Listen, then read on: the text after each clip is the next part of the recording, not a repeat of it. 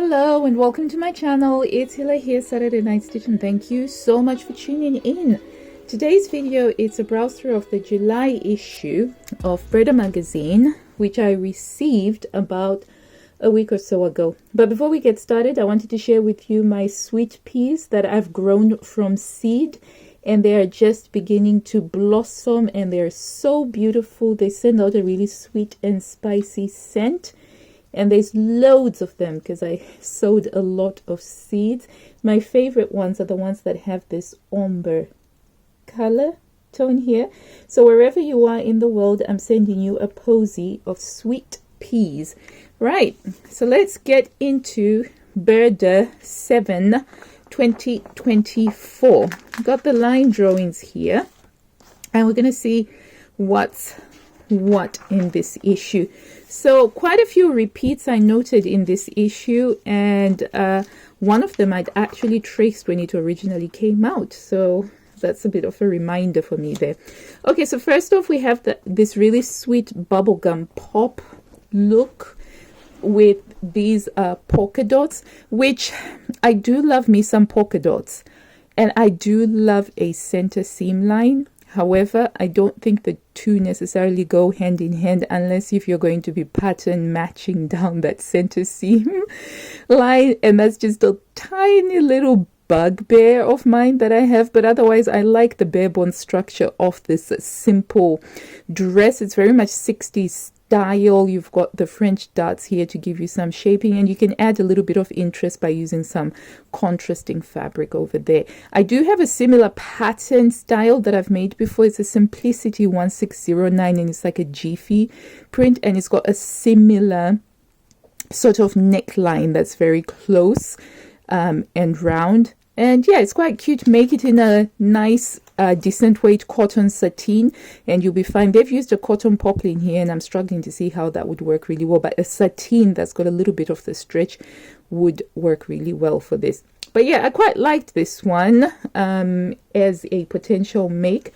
And then there was this simple bandeau top with some elastication here, but the difference is we've given it that frill over the top there. So classified as a super easy pattern, it would come together very quickly. And then we have a very simple oversized rectangle that's got a bit of a V for the neckline over here, and it's been made in a very, very lightweight jersey. No, linen. Organic linen. It must be some organic stretch linen, I think. But yeah, it's very lightweight. There were similar patterns in the June issue. And then we've got a skirt made in some jersey, and it's been given a little bit of interest with this ruching here that's made by creating a double panel through which you thread either the elastic or the yarn that you are going to pull in order to create the amount of ruching that you want on there. I'm not a big fan of ruching, but I can see how it might work for other people. And then we've got another lovely pair of shorts, so very similar to the repeat pair in the last issue, except for these ones, as far as I can tell, they're just a little bit longer and a little bit narrower in the leg, whereas the ones in the previous month, which were a repeat, they're a little bit more, they've got a bit more width along here. But I do think that shorts are a lovely addition, particularly if you make them in a bright popping color, to make them an accent color if you're creating a capsule wardrobe. And I have to say, this was one of my least favorite tops, and I know I'm probably going to be in the minority. I have a feeling that a lot of people are going to be liking this top, but personally, the whole padded shoulder thing on a sleeveless item, I've never quite liked that, and I've seen that quite a few times recently. It seems to be the fashionable thing. Shoulder pads are sort of coming back, but not in their original form. I'm not a big fan of this, especially with the styling where it's supposed to be a sand, sea and sun type of holiday. The last thing you want is excess stuff around your shoulders. So for me, this was a bit of a miss, quite an interesting experiment, but ultimately a miss for me. And in an August issue, I'm really looking for things to be very comfortable. And now this retro model, oh my days, how cute is this? Is so adorable, so much so that I could very easily forget the issues that I have with jumpsuits, because ultimately this is a jumpsuit, but it's just that it's got shorts instead. However, it does mitigate quite a few of the issues that I have with jumpsuits, in that it is front opening. It's got a zipper right down the front there. So it does mean that practically when nature calls, it's a lot easier to deal with than the ones where the opening is at the back. So I do appreciate it. I would probably be making it as a dress. I think it would make a cute dress, this silhouette. Instead of the shorts, you make it into a dress, or just make the shorts just like that. That would be cute. But I can see it is really, really a cute dress. And I love how they've used this really lovely jewel tone seersucker fabric. And then we've got the Frida section, because I think we're going through that cycle again where Frida mania is coming back into style. And so it's all the bright colors, all the lovely prints. And this one's a very simple long maxi dress with some shearing at the waist over there, which is going to make it a very easy thing to make. And they've made it in a cotton. Wow, this fabric is absolutely gorgeous. I'd love to get my hands on that fabric. And then we've got a lovely cropped jacket. So very similar to the cropped jacket that we saw in the June issue, in the previous issue. Excuse me, I'm just moving to make myself sit comfortably. In the June issue, we also had a cropped jacket, but it had a tidy little collar, whereas this one has gone quite almost minimalist in the sense that it doesn't have a collar. And it's a shame that they've used a fabric where you can't really see these design lines here, the princess seams and the panel that you have here. I love the fact that they've used snap fasteners, because it does create a very clean silhouette when you look at it. But yeah, it's quite cropped jackets are quite in. I quite like this fabric. What sort of fabric did they use? Embroidered fabric. 46% cotton, 27% polyester. Whew, I gotta say, I'm reading polyester and I'm seeing she's in the desert. I'm already feeling uncomfortable because polyester, I don't find it to be quite breathable. And then we've just got a simple style kimono jacket over there with some tie details. So the tie details will give it a really lovely little feminine bow touch, and that's been made in seersucker. So there's been quite a lot of seersucker even in the June issue as well. So I wonder if there's a thing with seersucker. Oh, and this dress, oh my gosh, this is so lovely. It's a midi dress, and I am all for everything about this dress except for this little cutout here. So making it for myself personally, I would be skipping the cutout. I don't think that in terms of cutouts, where it is works best, because if you imagine that if you're even busty, I mean, I'm not quite as busty, but if you're quite busty, then you've got sort of like a gap underneath as well as out. So anyway, I don't think it works, but it is quite lovely. I've seen already a couple of these made within the Burda community, because the people in Europe, they do get this issue well before we do here in England, and certainly in America. But I do think that this is lovely, and particularly the back. It's got that square neckline, which is quite charming. And here they've added a trim just to add a pop of interest. So lovely. And then we have another bandeau dress. So quite a few of these are similar to the June issue, and perhaps that's because over the summer months they just assume that people don't have as much time to sew since you've got the holidays to do. But I was a little bit pursing my lips, I must say, at the amount of repeated patterns. So elasticated at the shoulder, so it's an off shoulder one, and then you've got some elastication at the waist, and they've styled it with a belt over there. And we've got that shift dress similar to the one that was bubblegum pink at the beginning, but this time it's just simple and straightforward, although this one doesn't have a center seam, but it is a similar sort of silhouette, and it's been made in a textured fabric. And again, I am struggling with this. This is 100% polyester fabric, and I'm just getting this cognitive dissonance because this is a hot climate. We can tell it's a hot climate, and then you're using polyester. Yeah. No, I think maybe a linen or a cotton lawn definitely would be better. This looks a little bit more comfortable and more suited to the weather of the photo shoot, and that's a tunic top. Oh my days, it's also made in polyester and elastane. Oh, right.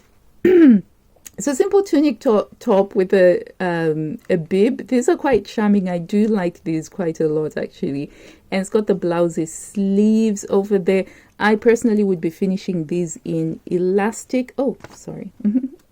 I personally would be finishing these in elastic. I don't see the point of doing a cuff and a buttonhole when you've got a very simple finish on the neckline over here. But not a big fan of the use of polyester. Generally for summer, because I do find that it gets so uncomfortable very, very easily. We have another variation of the shift dress again, but this time it's been given these lovely little flutter sleeves, which are quite cute, and it's been made in this really beautiful 100% cotton, which does look comfortable in the picture. Just looking at it, you can tell that it is a comfortable looking fabric. And yeah, I love the green and the white in stark contrast with the cacti in the background and the little beaded headband. Love that. That's nice photo shoot. Is that nice use of the environment? We've got a bandeau dress. At least they added pockets to it. Yeah, and I have to say, during the first look, I was very curious. At first, I actually thought that this was a part of the dress, but then it turns out it isn't. This is just an accessory. The dress itself is very simple and straightforward to make. And then we have a blouse, which for me was one of the few things that stuck out as quite a good basic to make. And that's because it's got this simple, nice collar, which can keep you nice and cool in summer. And then it's got the blousey sleeves that taper in at the elbow. And I quite like that. I do like my sleeves to taper in because that's a very soft gamine principle according to the Kibi image ID. And it's got a yoke at the back there. And I thought that this one was quite a nice one. But I have traced a similar pattern. I think it's from the April or the March issue this year, so I won't be tracing this one because I've already got a work in progress that's got something similar to this. So we get some more detail on the puff sleeves over there, and then there's a little section talking about Frida Kahlo. And as I say, it seems to me like Frida Kahlo mania comes every maybe 10 to 12 years or so, and I went to see the V&A Frida Kahlo exhibit when the last time that we had Frida Mania. Right, and then we've got this trend that I'm so not down with, where you try to make a suit look like it's made in pajama fabric, and not a big fan of it. And also, call me a prude, but I'm also not a big fan of this. I mean, what is that? Are you going to the office? Are you going into the lawyer? Are you going into a courtroom? I mean, are you meeting clients with this? It was a big no-no for me. There is nothing wrong with being perfectly covered up. Anyway, so we'll just look at the line drawing. We have here the blazer, the jacket, but what I couldn't pick out just from looking at this, because I was just effectively cringing at thinking, where would one wear like this? Never mind the fact that most of us mere mortals cannot go around with this perfectly flat looking silhouette. But the collar actually has got some scallops. Oops, sorry. It's got some scalloping, so it's not quite straight, which is in juxtaposition to the straight lines of the fabric that they have used, which is a viscose blend. So it's going to be really quite drapey, but not a big fan. Not a great plan as far as I'm concerned. And then we have here a simple Burda top, and they've added a lace backing over here. So for some modesty, which is what you need here, honestly. Where would you go dressed like this? These trousers are not only beautifully airy and extremely versatile, but also easy to find on the pattern sheet. We have highlighted the entire pattern in pink. Okay, so the trousers, they are the easy pattern, the one that's great for beginners, so that's great. Yep, so those are the trousers there. So high-waisted with a thick waistband, really perfect if you've got sort of like a straight waist. The pleating gives them the Marlene Dietrich look. So the wide leg trousers, they're quite a popular thing in the Burda issues. And then we have here a very simple, well, it's not quite simple. The front of the dress is quite simple. It's just a bias cut dress with a little bit of minimal shaping over there. But what makes it different is you've got this diamond triangular thing, sort of little rag that gives you a cut out scenario over here. So this is giving me vibes of, I don't know if you remember back in the 90s, I think Calvin Klein was very much into this simple sort of silhouette, but except because it was Calvin Klein, they just excelled at making things look really nice and simple, and you wouldn't have necessarily had the complexity of this, but you'd still create a lovely silhouette. But the problem with what I personally found with a lot of the Calvin Klein stuff is that it just, unless if you were like a super skinny, super tall model, it just would never look good on you if you were shorter in any way. Anyway, we move on to the lingerie section, and we have some simple shorts with some lace trimming, very cute, very adorable, and also a cami top here, and they've used silk for that, which is a really good idea. And then we also have a dressing gown, a silk dressing gown, which is something that I do need to make. Right, so they are calling these ones pajama trousers. Yeah, I mean, you'd never wear this to go to work, as they're saying over here, but anyway, that's just me.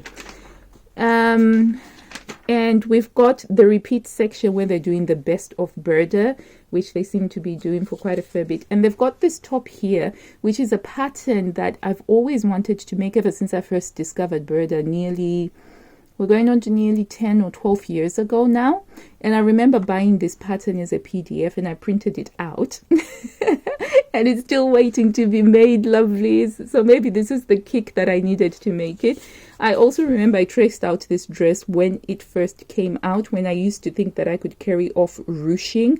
But then I learned the error of my ways, that this sort of extra detail doesn't work on my figure. So I had traced it out, but it ended up going into the bin when I was doing a massive decluttering. But this looks lovely on this sort of body type shape. And then we have Empire line pencil skirt. So it's got an extra wide waistband here, and some totally non-functional useless pockets, because you're never going to use those pockets at all. And now we have a proper suit. This is a suit that you can wear to go to work, to go meet people in, because it covers everything up. So simple trousers, mid-rise, straight leg with a pleating over there. So we've seen all of these ones before, as well as a shawl collar blazer. And yeah, quite lovely, very quiet luxury look. And it's worn here with brogues, because a few years ago when this came out, brogues were just everywhere. And I remember buying a lot of brogues because of how they were everywhere as well. And then a simple gathered skirt with some pockets and a button down the front. And our box standard Burda top, except for this one, the fit on it is a little bit more close. It's not quite as baggy or as loose fitting as the other ones, and you can kind of tell because there's some pulling lines over there. I do wish they would tell us what the measurements of the model are in keeping with the size, so that we can sort of try and judge and get a better idea of whether the fit is close or loose. And then we've got a very simple dress here with super cutaway shoulders. I mean, you can't really see because she's wearing a jacket over it. However, it does have some interesting lines. I'd probably do this more as a top rather than as a dress. And then we've got a section on some summer fabrics here and an upcycling project. And this is what we have with the Burda 7 2024. So just one or two things that I think I might make. I really liked this top here, but I'm already making something similar from an earlier issue for this year, but it didn't really jump out to me that much. There were some lovely fabrics in the Frida section that I thought, oh, if I ever came across those, I'd buy these. But that's okay. I've still got at least 4 more things that I'm currently making from some 2024 issues, and I'll be updating with those very soon when I do a video. And so thank you so much for watching. Have you made anything from this issue, or are you planning on making anything from this issue? And until I see you next time, lovelies, happy sewing. Bye.